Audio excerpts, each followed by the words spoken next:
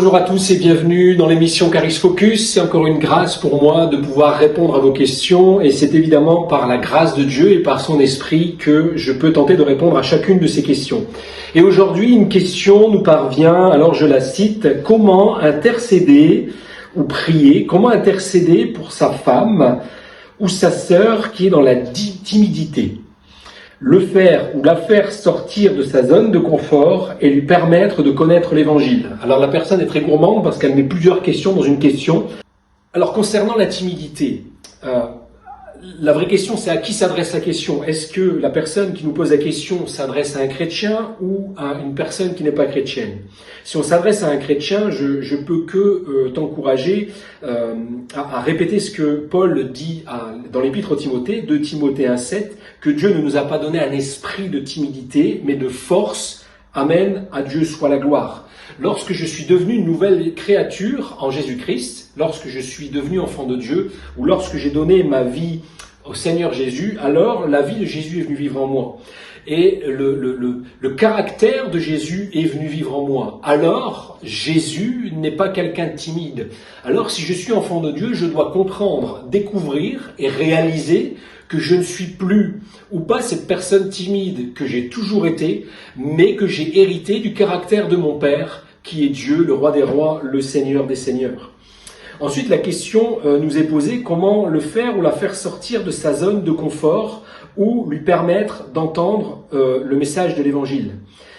Comment le faire sortir de la zone de confort? Encore une fois, je vais me tourner dans les Écritures. Matthieu 11, Jésus nous dira que le royaume de Dieu, c'est tout ce que nous avons hérité en Jésus-Christ en tant qu'enfants de Dieu. Le royaume de Dieu est forcé, le royaume de Dieu est violenté, et il ajoutera, ce sont les violents, non pas de façon physique, vous l'aurez bien compris, mais ce sont les violents qui s'en emparent. Vous comprendrez vite qu'un enfant de Dieu, même si aujourd'hui tu le vis, n'a pas reçu un héritage de quelqu'un de timide, mais bien au contraire, il a reçu un esprit de force. En tant qu'enfant de Dieu, la Bible et Jésus nous appellent à être violent pour s'emparer des promesses de Dieu pour toi.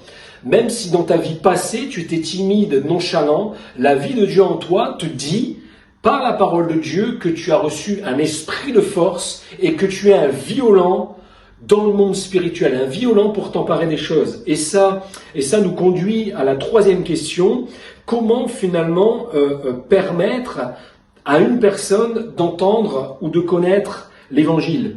Il faut qu'on se souvienne que la volonté de Dieu, au-delà même de ta volonté à toi, si ton épouse ou ton époux est inconverti, tu as envie qu'elle se convertisse, et c'est bien. Mais dis-toi bien une chose, Dieu, dans son amour, veut beaucoup plus que toi, que ton conjoint, que ta conjointe, que tes enfants se convertissent. Il a fait la chose la plus merveilleuse, la plus grandiose qui puisse exister. Jean 3,16 nous dira que Dieu, dans son amour, Dieu a tant aimé le monde qu'il a donné la vie de son Fils Jésus-Christ, afin que celui qui croit ne périsse pas, mais qu'il ait la vie éternelle.